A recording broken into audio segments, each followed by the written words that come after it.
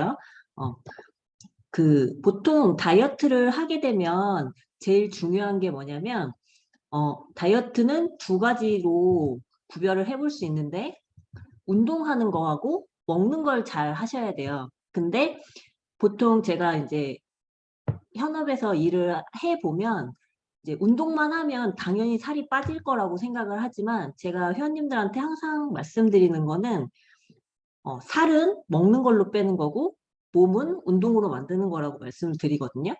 근데 대부분의 사람들이 이런 말을 되게 많이 한다고 그래요. 부자가 되겠다 라고 얘기하는 거는,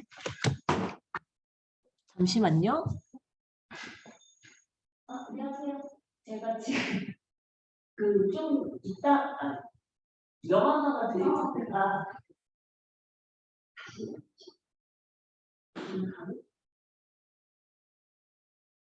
네,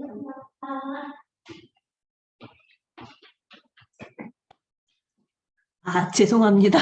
갑자기 오늘 돌발 변수가 되게 많네요. 부자가 되겠다고 말을 하고 하는 거랑 그다음에 다이어트를 하겠다고 하는 말이 같다고 그래요. 그 이유는 사람들이 말만 하고 행동으로 옮기지 않기 때문에 대부분은 다 실패를 한다고 그래요. 그래서 이제 다이어트를 하실 때 이제 중요하게 보셔야 되는 것들에 대해서 제가 정리를 한번 해드릴게요. 그래서 다이어트는 기본적인 원리만 따라주시면 원활하게 하실 수 있는 되게 쉬운 방법이에요. 근데 대부분 이걸 잘 못하시니까 그래서 이제 대부분 실패를 하시게 되는 거죠. 그래서 다이어트를 할 때 제일 중요한 거는 호르몬을 내가 어떻게 다이어트에 유리하게 전개할 수 있느냐의 문제거든요. 그래서 다이어트에 관련된 호르몬들이 굉장히 많이 있는데 그 중에서 이제 그렐린이라는 호르몬이 있어요. 이 그렐린이라는 호르몬은 공복 상태가 유지될 때 위에서 분비되는 호르몬인데 이게 이제 배고픔을 주는 신호를 주는 식욕을 조절해주는 호르몬이에요. 그리고 렙틴이라는 호르몬이 있는데 요거는 이제 시상하부라는 데서 나오는 건데 포만감을 주는 호르몬이에요. 그래서 과식을 하거나 체내 지방이 증가를 하면 지방세포에서 분비가 돼서 그만 먹어라 이렇게 신호를 주는 거죠. 그래서 다이어트는 요 두 호르몬이 이제 균형이 맞아야 되는데 너무 과하게 먹게 되면은 이 그렐린이란 호르몬이 과하게 분비가 되면서 이제 조절이 안 되게 되는 거죠. 그래서 이 그렐린 수치를 감소시키려면 식사를 규칙적으로 일정한 양을 드시는 게 굉장히 중요하고요. 그 다음에 강도가 높은 운동을 해주실 때 이 그렐린 수치가 감소하면서 이제 배고프지 않다라는 신호를 내주게 되는 거죠. 그래서 단백질 섭취를 충분하게 해주시면 그렐린 분비를 억제해주고 그다음에 이 지속성이 되게 오래돼요. 그리고 이제 렙틴 호르몬은 잘 때 잠을 깊게 자고 푹 잘수록 이게 분비가 잘 돼서 뱃살이 더 잘 빠지는 효과를 줄 수 있는 거죠. 그래서 될 수 있으면 일찍 주무시고 푹 주무셔야 돼요. 그리고 또 이 세로토닌이 제대로 나와야지 이 렙틴이나 그렐린의 균형도 훨씬 잘 맞게 되는 거예요. 그래서 이제 세로토닌이 잘 분비가 안 될 경우에는 이제 우울증 같은 것도 많이 오고 그렇게 되면서 밤에 잠을 못 자면 낮에 이제 과식이나 폭식으로 이어지는 악순환의 고리를 타게 되는 거죠. 그리고 아디포넥틴이라는 호르몬이 하나 더 있는데 요거는 지방세포에서 분비가 되고 그다음에 식욕을 억제해주고 체지방을 태워주는 그런 호르몬이에요. 그래서 요게 이제 이런 동맥경화나 심장병 같은 염증성 질환의 위험도 낮춰주게 되죠. 그래서 호르몬이 요렇게 이 호르몬이랑 그다음에 이제 스트레스에 취약하신 분들 있잖아요. 이런 분들은 이제 코티졸이라는 호르몬이 많이 나오는데 이 코티졸이 많이 분비가 되면 식욕도 증가하고 근육량도 떨어지게 되고 그다음에 복부에 지방이 많이 생겨요. 그리고 이제 에스트로겐이라는 여성 호르몬은 지방을 더 많이 생성해주는 호르몬이거든요. 그래서 이게 면역 약화랑도 관련이 있고, 그다음에 코티졸이 많이 분비될 경우에는 렙틴 호르몬도 분비가 감소가 되면서 이 렙틴 호르몬이 분비가 줄어들게 되면 내장 지방을 훨씬 더 많이 쌓게 되는 거죠. 그래서 또 하나 이제 중요한 호르몬 중에 하나가 인슐린이에요. 그래서 이 인슐린이 하는 역할은 포도당이 이제 혈관을 계속 돌아다니게 되면은 이게 염증을 유발시키거든요. 그래서 이 인슐린이 작용을 하면 포도당이 이제 돌아다니지 않고 이제 간이나 뭐 지방이나 근육이나 이런 데에 옮겨주는 역할을 하는 거예요. 그래서 이 인슐린이 너무 계속 과다하게 분비가 되면 이제 체중이 증가하는 방향으로 가는 거죠. 복부에 지방도 많이 생기고, 그래서 인슐린 저항성이 생겼을 경우에는 다이어트 실패하게 될 그 확률이 높아지게 되는 거죠. 그래서 이 인슐린은 이제 인슐린 호르몬을 원활하게 분비를 해 주려면 근육이 있는 게 훨씬 더 도움이 많이 되는 거죠. 그래서 인슐린을 다른 말로 근육 호르몬이라고도 말을 할 수가 있게 되는 거고요. 그다음에 이제 성장 호르몬이 있는데, 여러분들은 성장 호르몬이 어렸을 때만 나올 거라고 생각을 하는데, 사실은 성장 호르몬은 생애 내내 계속 나오는 호르몬이에요. 그래서 이게 소아나 청소년기에는 이제 키를 성장시켜 주는 거고, 이제 어른이 되고 나면 이게 노화도 방지해주고, 그다음에 잘 때 뭐 체지방도 분해해주고, 그다음에 뱃살도 감소되는데 훨씬 유리하게 되고, 그다음에 근육을 생성해 주는 거죠. 그러니까 밤에 자려고 누웠을 때 이 성장 호르몬이 제일 잘 나오는데, 이 성장 호르몬 같은 경우에는 잠들고 나서 3시간 정도가 제일 많이 나오는데, 이게 이제 제일 많이 나오는 게 잘 때, 그다음에 운동할 때. 그리고 요 호르몬 자체가 밤 10시에서 새벽 2시 사이에 제일 높게 분비가 되는데, 이때 분비되는 시간에 대부분 깨 있으시죠. 그러니까 이제 성장 호르몬이 원활하게 나올 수가 없고, 그러다 보니까 피로 회복도 잘 안 되고, 그러면 다시 이제 스트레스 받고, 그러면서 코티졸도 많이 나오고, 이렇게 되면서 계속 악순환을 타게 되는 거죠. 그래서 이제 성장 호르몬 같은 경우에는 10대에서 20대 그때 최고치를 찍고, 그다음에 매 10년마다 14.4%씩 감소를 하게 되는 거예요. 그래서 이제 60대가 되고 나면 20대에 나왔던 거에 한 절반 정도가 나오게 되는 거죠. 그래서 이 성장 호르몬이 잘 나오려면 요 센이라는 단어를 기억해 주시면 되는데, 이제 스트레스를 줄이는 방향으로 하셔야 되고, 밤에 주무실 때는 소음이나 빛을 최대한 차단을 하셔야 돼요. 그래서 자기 전에 휴대폰 보는 습관이 굉장히 안 좋은 게, 이런 호르몬 분비를 원활하지 않게 만들어주기 때문에 요것도 이제 빛을 최대한 차단하시는 방향으로 하셔야 되고, 그다음에 운동 같은 경우에는 유산소도 하셔야 되고 무산소도 하셔야 돼요. 그래야지 이 성장 호르몬이 더 원활하게 나오는 거고, 그다음에 단백질을 많이 섭취를 하실 경우에 이제 성장 호르몬이나 다른 기타 호르몬 분비를 더 원활하게 해주실 수 있는 거죠. 그래서 이렇게 정리를 해보면, 이제 렙틴 호르몬은 식욕을 억제하는 거고, 성장 호르몬은 이 모든 원활한 그 대사를 원활하게 해주기 때문에 젊음을 유지해주게 되는 거고, 세로토닌은 수면을 유지시켜주는 이제 호르몬인데, 렙틴이나 성장 호르몬 수치에도 계속 영향을 주기 때문에, 요거는 이렇게 3가지 호르몬들은 유기적으로 계속 물리는 거기 때문에 뭐 하나가 빠그러지면 계속 다 연쇄 반응을 일으키거든요. 그래서 요거를 조심하셔야 되고, 그다음에 이 비타민 D를 많이 섭취를 해주시면 이제 성호르몬을 정상으로 해서 염증도 낮춰주고, 염증을 낮춰주게 되면 이제 체중도 감소하는데 훨씬 더 원활하게 되는 거죠. 그래서 이제 다이어트의 원리를 보시면 되게 간단한데, 사실 인풋 대비 아웃풋의 양으로 이제 결정이 되는 거예요. 그래서 우리가 먹는 양이랑 소비하는 양이 이제 섭취량이 더 많을 때, 먹는 게 더 많아요? 그러면 체중이 증가하겠죠? 그다음에 섭취하는 양이랑 소비하는 양이 같다, 똔똔이면 이제 체중이 유지가 되겠죠. 반대로 소비를 더 많이 하게 되면 체중이 감소되는 거예요. 이게 이제 기본적으로 다이어트를 할 때 전통적인 방식으로 설명을 할 때 보통 이렇게 많이 얘기를 하거든요. 근데 이제 이거를 요즘에 이제 또 약간 새로운 방법으로 해보면 공복 시간을, 그러니까 점심이랑 저녁 사이에 공복을 유지하는 시간을 말하는 거예요. 그게 4시간을 유지를 하시면 체중이 증가하는 방향으로 가는 거고, 요게 5시간을 유지를 하시면 체중이 유지되는 거고, 그다음에 6시간을 유지하시면 체중이 감소를 하게 되겠죠. 그래서 사실 다이어트는 내가 이제 공식이 있는 거예요.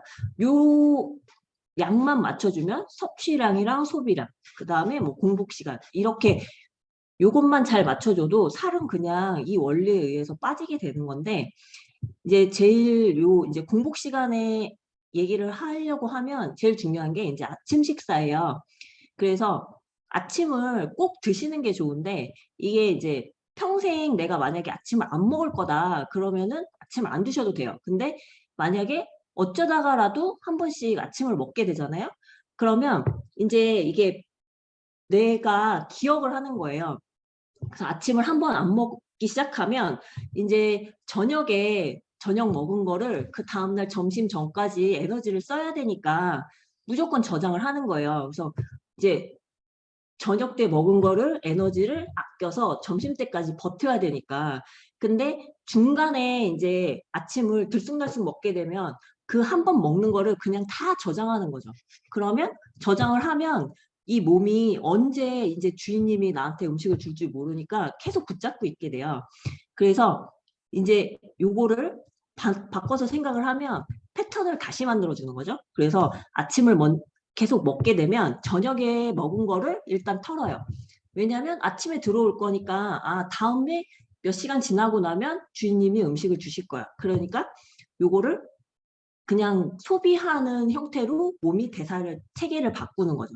그래서 자기 2시간 전에 뭘 먹으면 그건 그냥 다 지방으로 가는 거기 때문에 절대로 자기 2시간 전에 뭘 드시면 안 돼요.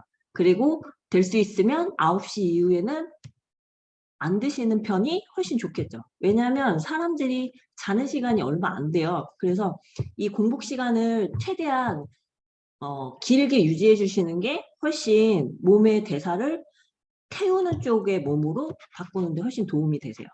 그래서 이제 이 공복 시간을 지켰는데도 난 살이 잘 안 빠진다. 그럴 때는 이제 뇌하치 호르몬이나 갑상선 저하가 있을 경우에는 이 지켜도 잘 안 되고 비만이나 고지혈증이 유발될 수 있어요. 그래서 이 다이어트를 할 때 핵심 포인트는 6시 이전에 아침을 드셔야 되는 거죠. 공복 시간 6시간을 지켜야 되니까 보통 점심시간이 다 12시잖아요. 그러니까 이 6시간을 지키려면 아침 6시에는 아침을 드시는 거죠. 그렇게 하면 훨씬 살이 잘 빠지는 몸의 형태로 바뀌는 거예요. 그래서 꼭 다이어트를 결심을 하시면 일찍 일어나셔서 아침을 드시고, 일찍 일어나려면 또 일찍 자야겠죠. 규칙적인 생활을 해야지 훨씬 좋은 거죠. 그리고 이제 다이어트를 할 때 조심해야 될 것 중에 하나가 이제 밀가루인데, 사실 저도 빵을 되게 좋아하거든요. 그래서 빵 너무 많이 먹는다고 맨날 다이어트 할 때마다 되게 혼났던 기억이 있는데, 이 다이어트를 할 때는 밀가루를 조심해 하셔야 되는 이유가 뭐냐면, 모든 음식물은 식후 2시간이 지나면 이제 소화를 시작을 해요. 그래서 일반 음식이 위에 들어가면 그렐린 호르몬이 이제 떨어지는 거죠. 위에 음식물이 있다. 이거를 뇌에 신호를 주는 거예요. 그러면 얘가 2시간이 지나고 나면 이제 렙틴 호르몬이 올라가서 지방을 축적하지 않게 만들어줘요. 렙틴 호르몬은 이제 그만 먹으라고 하는 거니까. 근데 만약에 밀가루를 먹게 되잖아요. 그러면 이 밀가루를 먹었을 때 뇌에서는, 그러니까 밀가루에 있는 글루텐이 위 벽에 붙어요. 그래서 이 위 벽에 붙어 있어서 음식물은 다 내려갔는데 위 벽에 글루텐 때문에 아직 음식물이 있다라고 착각을 하게 돼서 그렐린 호르몬이 계속 나오게 되는 거죠. 그러면 그렐린 호르몬이 계속 나오고 있으니까 지방을 계속 축적하게 되는 방향으로 나가는 거예요. 그러면 호르몬 자체가 지금 잘못 돌아가고 있으니까 살이 계속 찌겠죠? 그래서 이 그 위벽에 붙은 글루텐을 떼려면 뭘 먹어야 되냐면 아스코르빈산, 그러니까 비타민 C를 드셔야 돼요. 이 비타민 C, 그래서 왜 이렇게 파스타집 가면 무 주잖아요. 그게 이제 비타민 C를 먹어서 밀가루를 떼내려고 이제 소화 잘 되라고 주는 거거든요. 그래서 그 이 실질적으로 이제 정상인이 아니고 질환이 있는 사람들한테 실험을 했는데 공복 6시간을 지키고 그다음에 밀가루를 안 먹고 또 혹시 모르니까 비타민 C를 같이 줬어요. 그러면 이게 2주만 해도 평균 5kg을 감량을 할 수 있다고 그래요. 그래서 다이어트 하실 때 제일 중요한 거 공복 시간 유지해 주시고 밀가루를 피하시고 그리고 비타민 C를 섭취를 해서 만에 모르는 그런 걸 예방을 해주시면 훨씬 더 다이어트가 잘 되겠죠. 그래서 요즘에는 이제 다이어트를 할 때 또 중요하게 생각하는 게 장 건강이죠. 프로바이오틱스. 그래서 이제 마이크로바이옴이 요즘에는 굉장히 많이 연구가 되고 있잖아요. 근데 이제 마이크로바이옴 같은 경우에는 어, 이게 이제 마이크로바이오타랑 게놈의 합성어인데 이거는 미생물 집단이고 그 미생물 자체를 말하는 건데 대부분은 이제 장에만 있다고 생각하는데 사실 피부나 온 그 뭐 점막으로 돼 있는 애들은 전부 다 마이크로바이옴을 가지고 그 생태계를 유지를 하고 있는데 이게 제일 전체를 다 계산을 하면 한 무게가 2kg에서 3kg 정도가 나간다고 그래요. 근데 요게 이제 제일 많이 몰려 있는 게 장이고 이 장이 소화 기능을 수행하는데 제일 중요한 게 마이크로바이옴인 거죠. 그래서 이 장내 미생물 같은 경우에는 이 비타민 12랑 그다음에 호르몬, 신경 전달 물질 이런 것들을 이제 그 많이 생산을 해주는데 이 장내 세균 불균형이 있게 되면은 이제 요것 때문에 이제 비만도 유발이 되고 과민성 대장 증후군도 유발이 되고 피부염이나 신경학적 불균형 같은 것들이 많이 유발이 돼서 요즘에는 이제 이 저희 나오는 제품들도 이 프로바이오틱스랑 프리바이오틱스를 사용한 이제 신바이오틱스 제품들이 많이 출시가 돼서 이제 이걸로 질병을 치료하는 단계까지 오게 된 거죠. 그래서 이 장 상태가 안정이 안 되면 다이어트를 성공할 수가 없거든요. 모든 영양분은 장에서 다 최종적으로 흡수가 되는 거기 때문에 장 생태계가 안정이 돼 있어야지 성공적인 다이어트를 할 수 있게 되는 거예요. 그래서 지금 보시면 이제 단백질 이제 음식을 섭취를 하실 때 단백질 그다음에 어 단백질, 지방, 그다음에 탄수화물 요거를 잘 맞춰서 드셔야 되는데 다이어트를 하실 때 제일 중요하신 거는 이제 단백질의 비중을 확대를 해주시는 게 좋아요. 그래서 단백질을 많이 드시고 상대적으로 전체 칼로리를 낮춰주시는 게 포인트이기 때문에 탄수화물은 조금 덜 드시는 게 좋겠죠. 그래서 단백질을 드시게 되면 혈당 상승이 일단 되게 천천히 올라가게 되고 그다음에 인슐린을 정상적으로 분비하게 만드는데 단백질이 굉장히 중요한 역할을 해요. 그리고 운동을 해서 근육량을 올릴 때 그 근육을 만드는 재료가 되는 게 단백질이기 때문에 단백질을 많이 드셔야 되고 그다음에 세포의 가장 기본이 되는 게 미토콘드리아죠. 그래서 이 미토콘드리아를 증가시켜 줄 수 있는 게 또 단백질이에요. 그래서 이제 이렇게 해주면 전반적으로 근육량이 늘어나게 되면 자연스럽게 기초대사량도 증가가 돼서 다 이렇게 살이 그러니까 내가 똑같은 음식을 먹어도 기초대사량이 높아지면 살이 훨씬 안 찌는 몸이 되는 거기 때문에 단백질을 잘 드시는 게 좋아요. 그래서 4개월 동안 이제 단백질을 조금만 더 섭취를 해주신다고 하면 그것만으로도 5kg를 감량을 할 수 있다고 그래요.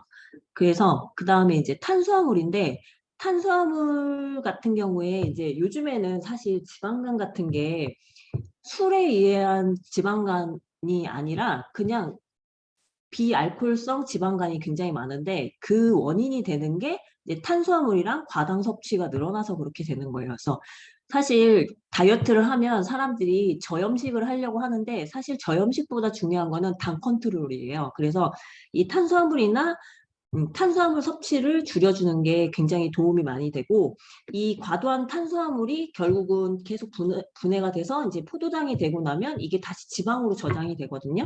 그래서 이렇게 되면 인슐린 저항성이 이제 약화가 되기 때문에 지방을 축적을 많이 하게 되고 복부 지방이 또 많이 생기게 되죠. 그래서 식사량만 많이 하면 아무래도 지방을 훨씬 더 많이 저장을 하게 되니까 그렇게 되면 이제 장내에 이제 유해 물질 같은 게 이제 장에서 계속 세포 쪽으로 혈관 쪽으로 이게 이동을 하게 되니까 전반적인 신체 컨디션도 굉장히 떨어지게 되는 거죠. 그래서 이제 건강한 지방을 또 섭취를 해줘야 되는데 대부분은 이제 다이어트를 하면 지방을 아예 안 먹으시려고 하는데 그렇게 하면 안 되고 이제 포화 지방을 줄이는 건 중요하지만 불포화 지방산은 충분히 섭취를 해주시는 게 좋아요. 그래서 등푸른 생선이나 연어나 뭐 들기름, 그다음에 견과류 같은 거를 이제 드시면 세포막이 이제 활성화가 되면서 신진대사 속도를 높여줘서 이제 감량 속도도 같이 올라가게 되는 거죠. 그래서 좋은 오메가3 지방산을 드시는 게 훨씬 좋아요. 그래서 이게 이제 활성산소의 흡수도 도와주고 배출도 도와주고 이렇게 활성산소가 제어가 된다는 것 자체가 항산화가 된다는 거거든요. 그래서 이제 건강한 지방을 섭취를 해주셔야 되는 이유 중에 하나는 이 지방이 호르몬의 원료가 돼요. 근데 처음에 제가 말씀드렸죠? 다이어트의 키는 호르몬이라고. 그래서 건강한 지방을 적정량 섭취해 주시는 게 중요해요. 지방을 섭취하실 때는 이 지방은 조금만 먹어도 칼로리가 높기 때문에 양을 주의를 하셔야 돼요. 그래서 다이어트의 첫 번째는 식사 시간, 공복 시간을 유지해 주시고 그 다음에 일정한 양을 드셔야 되는데 그것까지 되고 나시면 그 다음에는 이 탄단지의 비율이 되게 중요한 거예요. 그래서 탄수화물, 단백질, 지방의 비율이 5대 3대 2로 잡아주시는 게 좋고 만약에 나는 좀 근육을 키우면서 하고 싶으시다? 그러면 단백질을 4로 하시고 지방을 1로 해주시면 돼요. 보통 이제 선수 다이어트를 하실 경우에는 탄수화물 비중을 더 낮추긴 하거든요. 그래서 4대 4대 2 이런 식으로도 많이 먹기도 하는데 이 일반인들 기준으로 했을 때 이제 두뇌 활동도 해야 되고 그렇다 보니까 탄수화물을 5의 비율로 맞추시는 게 훨씬 좀 편안하게 하실 수 있는 다이어트를 하실 수 있으세요. 그 다음에 그래서 이제 식단을 제가 보통 회원님들한테 드리는 방법이 뭐 2가지, 크게 보면 한 3가지 정도 있는데 오늘 한 2가지 정도 소개시켜 드릴 건데 이제 장누수 테스트를 한 다음에 장누수 개선 식단을 드려요. 이제 이렇게 될 경우에 이제 식사 텀은 6시간 텀으로 하고 그다음에 탄수화물이랑 단백질 그다음에 요런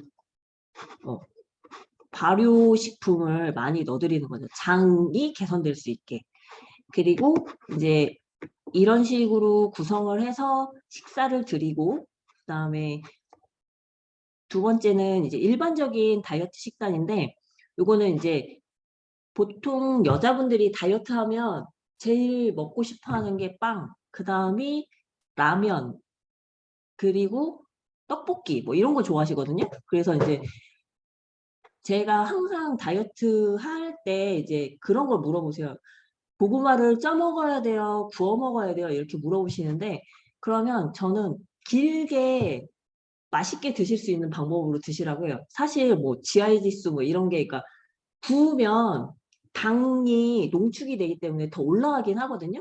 근데 맛이 없게 쪄 먹어서 포기하는 것보다는 그냥 군고구마를 만들어서 꾸준히 드시는 게 훨씬 더 다이어트 하는 데는 유리하다고 제가 말씀드리거든요. 그래서 이렇게 뭐 아침 식사를 아침에만 빵을 넣어 드릴 때도 있고 그다음에 뭐 요렇게 안 되면 요거를 이제 뭐 이렇게 이 밑에 있는 점심이랑 똑같게 구성해서 드세요. 이렇게 해서 요렇게 드려요. 그래서 이제 첫 번째 식사 하시고 그다음에 단백질은 골고루 종류별로 골라서 100g을 드시면 된다고 이제 말씀을 드리는 거죠.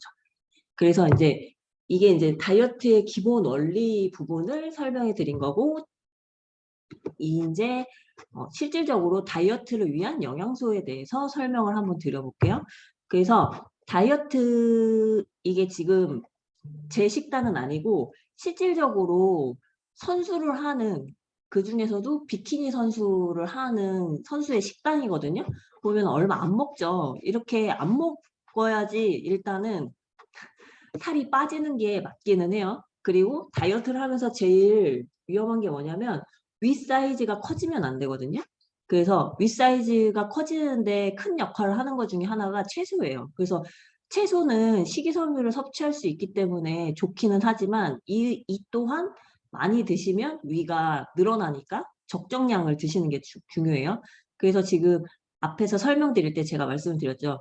다이어트를 할 때는 당을 컨트롤하는 게 중요하다. 그래서 요 당을 이제 구별을 하다 보면 채소로 했을 때가 포도당, 그 다음에 요게 두 개가 붙으면 과당, 그 다음에 이 포도당이랑 과당이 붙으면 이제 설탕이라고 그래요.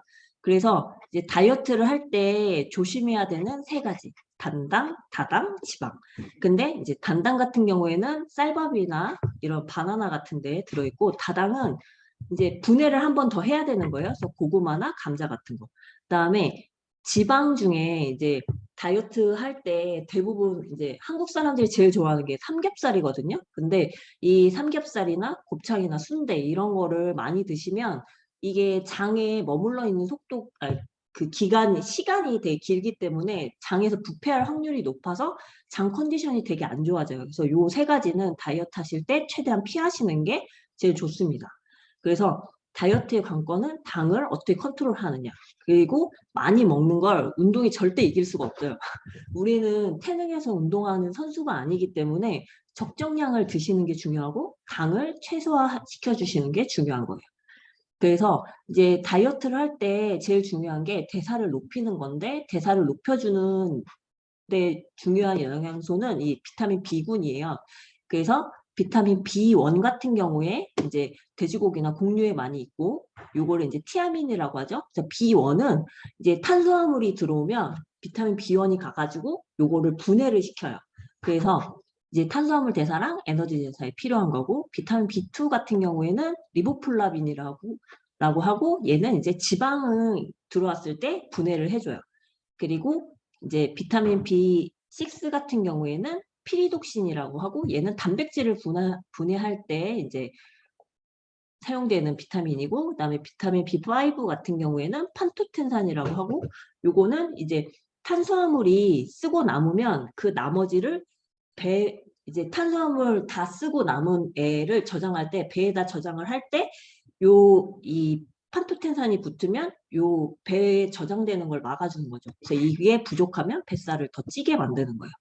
근데 이제 지금 우리나라 식습관을 이제 분석을 해보면 비타민 B군이 꽤 많이 부족하다고 해요. 그래서 이제 그것 때문에 대사가 떨어지니까 그러면 살이 더 많이 찔 수밖에 없는 거죠.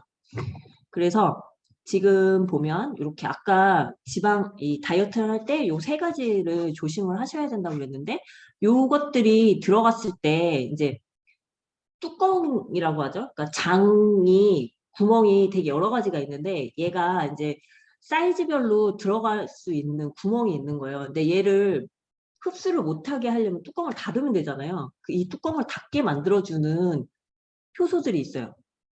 단당을 닫아주는 애는 토치고, 다당을 해주는 거는 파세올라민, 지방을 해주는 거는 이제 키토산이에요. 근데 이거의 포인트는 뭐냐면 뚜껑을 들어간 다음에 닫으면 소용이 없잖아요. 그러니까 들어가기 전에 닫아야 돼요. 그러니까 우리가 흔히 말하는 슬림팩은 식전에 드셔야지 효과가 있는 거예요. 뚜껑을 닫아줘야 되니까. 그리고 이제 이 단당이랑 다당은 이제 빵이랑 밥, 이런 탄수화물 섭취가 많을 때 이제 요 두 개가 필요한 거고, 키토산 같은 경우에는 이제 지방 섭취가 많을 때 필요한 거죠. 그래서 자기 식습관에 이제 탄수화물이 많냐, 지방이 많냐, 요거를 생각하시는 거예요. 지방은 사실 고기를 먹으면 고기에 단백질이랑 지방이 같이 있기 때문에 지방 섭취가 덩달아서 올라가거든요. 그래서 지금 저희 제품 중에는 슬림팩은 탄수화물 섭취가 많을 때 더 효과가 있고, 그 다음에 파워블록 키토산은 지방 섭취가 많을 때 더 효과가 있어요. 그래서 지금 보면 이제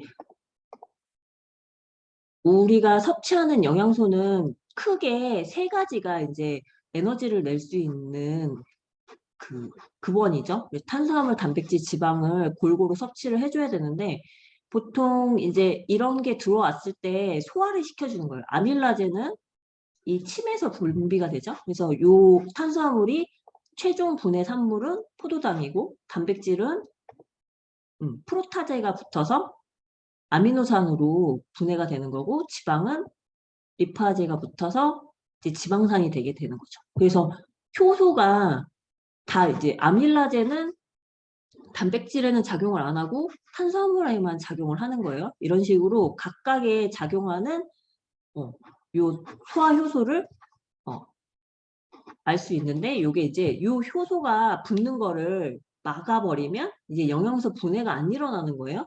그래서 그 슬림팩에 들어있는 CLA 같은 경우에 이 효소 작용을 막아주는 거예요. 그래서 이 몸에 흡수가 안 되고 그냥 체외로 배출되게 도와주는 그런 거죠. 그래서 이제 지방을 그냥 빼내는 방법이 6가지가 있는데 그 중에 하나가 이제 방금 말씀드렸던 CLA. CLA 같은 경우에는 지방세포를 빼주기도 하고 그 다음에 이 사이즈 자체를 작게도 만들어줘요. 그래서 이 분해 요소가 붙어서 분해하는 걸 방해해서 대사를 아예 안 시켜버리고 체외로 그냥 배출해버리는 거죠. 그 다음에 운동. 운동은 크게 유산소, 무산소 이렇게 할 수 있죠. 지금 보면은 빠르게 걷는 거, 그다음에 우리 25센트 라이드처럼 사이클 타는 거, 그다음에 줄넘기는 이게 어떤 건지 헷갈리시는데 얘는 어쨌든 유산소에 해당하는 거예요. 그다음에 무산소 운동은 이제 지방을 빼는 게 아니고 근육을 단련시켜주죠. 그리고 근육 자체가 양이 늘어나면 몸 자체에 저장할 수 있는 포도당을 저장할 수 있는 공간이 늘어나는 거기 때문에 대사를 늦춰줘요. 그리고 이제 흔히 생각하는 뇌운동. 뇌운동은 이 뇌 에너지를 쓸 때 제일 많이 쓰는 게 포도당이에요. 그러면 포도당은 탄수화물의 아까 대사산물이라고 그랬죠? 그래서 요 책 읽기를 많이 하는 것도 그 탄수화물을 많이 소비를 하기 때문에 어쨌든 지방을 뺄 수 있는 방법 중에 하나예요. 그 다음에 카르니틴. 카르니틴은 3가지 기능을 하는데 그 3가지 중에 2가지는 그냥 카르니틴만 있으면 저절로 되는 거고 그다음에 1가지는 누가 시키면 하는 거예요. 그래서 이 지금 보면 A, B가 저절로 하는 거고 C는 시키면 하는 거예요. 시키는 존재가 바로 이 CLA예요. 그래서 CLA가 붙으면 배에 있는 지방을 빼주는 거예요. 그리고 이 저절로 되는 거는 만약에 우리가 이상한 걸 먹었어요. 그러면 이상한 걸 먹으면 얘를 흡수시키지 말고 그냥 밖으로 내보내야 되잖아요. 그거를 카르니틴이 해주는 거예요. 그래서 몸에 카르니틴이 많은 게 훨씬 건강을 유지하는 데 좋겠죠. 그 다음에 혈액은 보통 92%는 물이고 그 안에 지방이 있는데 그 지방이 바로 콜레스테롤이랑 중성지방이에요. 근데 이게 카르니틴이 있으면 얘가 이제 이 콜레스테롤이랑 그다음에 중성지방을 미토콘드리아로 날라서 요거를 에너지원으로 쓸 수 있게 바꿔줘요.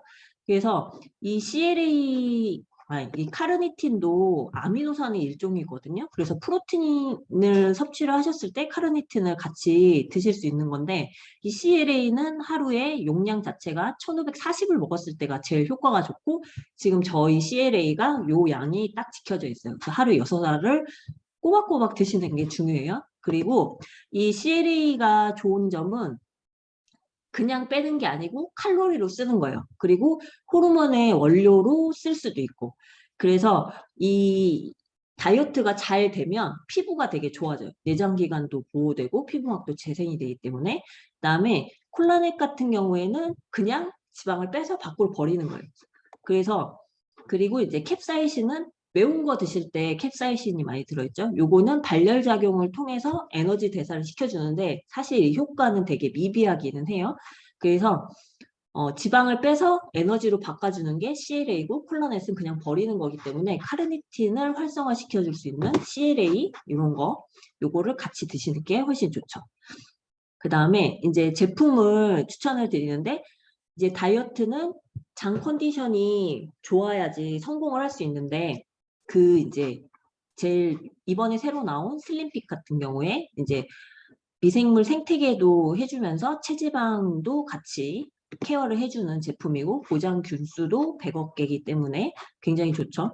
그리고 기본 유산균 밸런스 위드인 요것도 이제 신바이오틱스 제품이어서 건강한 장 컨디션을 만들어 주실 수 있고요. 그 다음에 중요한 게 식이섬유. 식이섬유는 이제 이렇게 두 가지가 있죠. 저희가 제품이. 근데 이제 화이버비치 같은 경우에는 수용성이랑 불용성이 동시에 들어있어서 그 황금 비율을 가지고 있는 거고, 그다음에 식후 혈당 상승을 억제해주기 때문에 당뇨병이 있으신 분들에게도 되게 좋아요.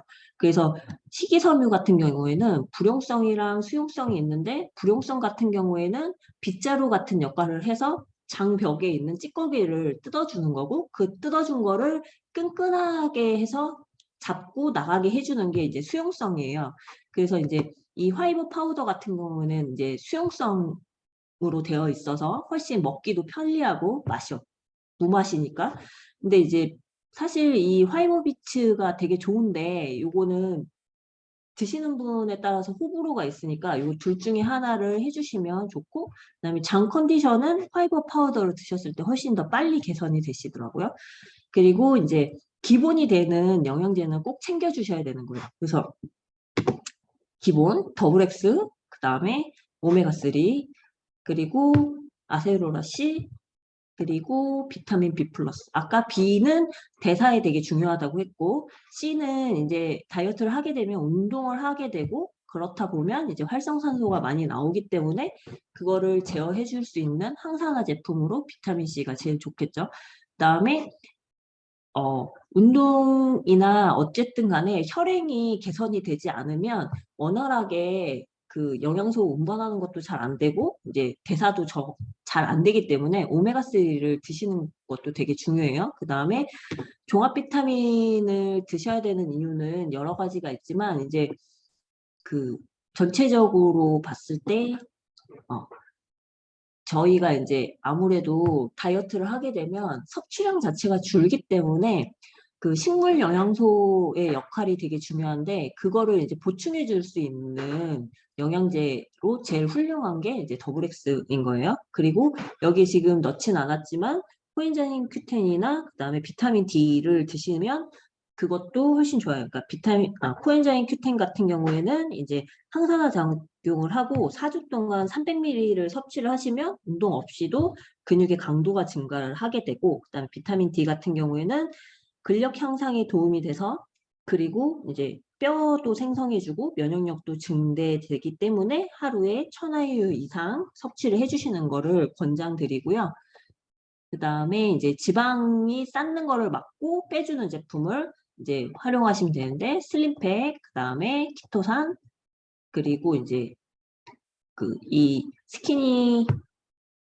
스키니 롱롱 워터 젤리랑 그 다음에 시네트롤 이렇게 있는데 이제 슬림팩 같은 경우에는 이제 탄수화물 섭취가 많으신 분, 그 다음에 키토산은 이제 지방을 얘가 끌고 나가기 때문에 이제 고기 섭취가 많으신 분들한테는 키토산이 훨씬 좋고요. 그다음에 이제 가르시니아 캄보지니아 그 추출물이 있는 이제 요 스키니 롱롱 워터 젤리 요것도 굉장히 좋은 제품이고 이제 아무래도 다이어트를 하면 단 거를 조금 덜 먹게 되니까 이 워터 젤리나 요 시네트롤 같은 걸 드시면 이제 입이 심심하실 때 훨씬 좋게 그 입 터지는 거를 예방을 할 수 있게 되는 거죠. 체지방도 감소가 되면서 그 다음에 이제 다른 건 줄여도 단백질은 꼭 많이 섭취를 해주셔야 되고 기본적으로 운동이나 다이어트를 할 때 단백질은 1에서 2g 사이 그러니까 체중 대비 1에서 2g 정도를 챙겨주시는 게 중요하거든요. 그래서 이제 이렇게 저희 제품 중에 이제 이렇게 있는데 단백질을 이제 아무래도 이렇게 닭가슴살이나 뭐 고기나 소고기도 이제 지방 적은 것, 돼지고기도 그런 거를 이용을 하다 보면 이제 계속 동물성 단백질을 많이 섭취를 하게 되면 몸이 산성화가 되기 때문에 저희 제품은 이제 식물성으로 되어 있어서 굉장히 어, 단백질 섭취를 늘리면서도 몸에 데미지는 적게 줄 수 있는 제품들이고, 그다음에 이런 프로틴 쿠키도 이제 간식으로 활용을 하시면 훨씬 좋겠죠. 여기에는 이제 식이섬유도 많이 들어있기 때문에 다이어트에도 되게 도움이 많이 돼요. 그리고 이제 보통 다이어트를 하면 대부분 제일 고민하는 게 이제 요요거든요. 요요는 사실 지금 여기도 보면은 다이어트 전 60kg였어. 다이어트를 해서 50kg를 만들었는데 결국은 나중에 찌고 나면 더 많이 쪄요. 70kg가 돼요. 이게 요요는 하면, 그러니까 요요가 오면 120%가 그냥 찌는 거예요. 근데 이렇게 되는 이유는 먹는 양을 줄여놨기 때문에 근육량이 많이 줄거든요. 그럼 기초대사량이 자동으로 떨어져요. 그러면 하면 할수록 기초대사량이 계속 떨어지기 때문에 요요가 필연적으로 오는 거죠. 그래서 다이어트는 평생에 한 번 하는 거라고 생각하고 한 번 하고 유지를 하시는 게 제일 베스트예요. 그래서 이제 보면은 사람마다 살찌는 유형이 두 가지가 있는데 나는 원래 되게 날씬했는데 어느 순간에 어느 기점에 뭔가 잘못돼가지고 살이 쪘어. 그다음에 두 번째는 그냥 나는 항상 뚱뚱했어. 요런 패턴인 거예요. 그래서 지방세포의 분포를 보면 이런 사람들은 날씬했던 사람들은 지방세포 개수도 몇 개 안 되고 되게 널널하게 있었던 거죠. 얘가 지방세포예요. 그다음에 뚱뚱했던 사람은 개수도 많고 양도 많아. 그래서 이게 똑같이 증가를 한다고 치면 얘는 이만큼 증가할 때 얘는 훨씬 쬐끄만하게 증가를 해도 훨씬 더 살이 많이 찌게 되겠죠. 그래서 이 A형인 A타입인 사람들은 이 지방세포가 이렇게 커진 거를 다시 이렇게 작게 만들어주면 요걸 다시 이 상태로 안 갖게 하려면 기초대사량을 올려야 되는데 기초대사량을 올린다는 게 뭐냐면 배에 있는 지방이 줄어서 내 외모가 변해야 돼요. 그 다음에 요게 다시 이렇게 크게 안 차야 되는 거죠. 그래서 요 지방세포를 이렇게 작게 만드는 데는 부주면은 지방세포는 작아져요. 근데 요 작아진 상태를 유지를 하는 게 6개월을 유지를 해야지 몸이 아, 내 몸이 원래 이 몸이야 라고 인지를 하게 돼서 이제 살이 안 찌게 되거든요.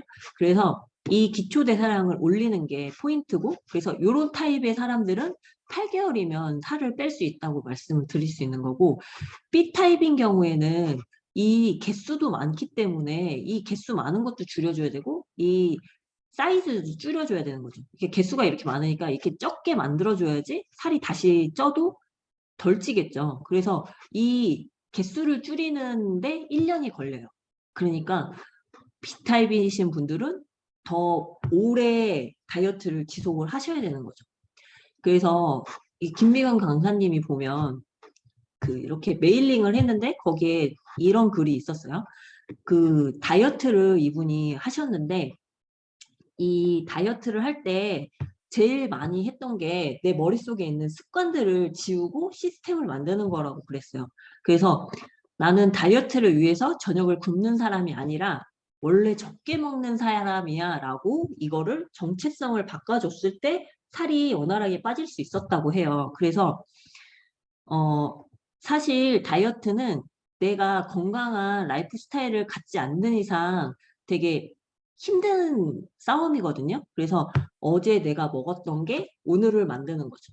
이거는 모든 거에 불변의 진리인 것 같은데 다이어트에서도 똑같이 적용이 되거든요. 그래서 건강한 생활 습관을 쌓으려면 이제 오늘부터 내가 식습관을 규칙적으로 일정한 양을 같은 시간대에 먹을 수 있는 그런 건강한 라이프 스타일을 만드시는 게 다이어트의 가장 기본이라고 저는 생각을 합니다.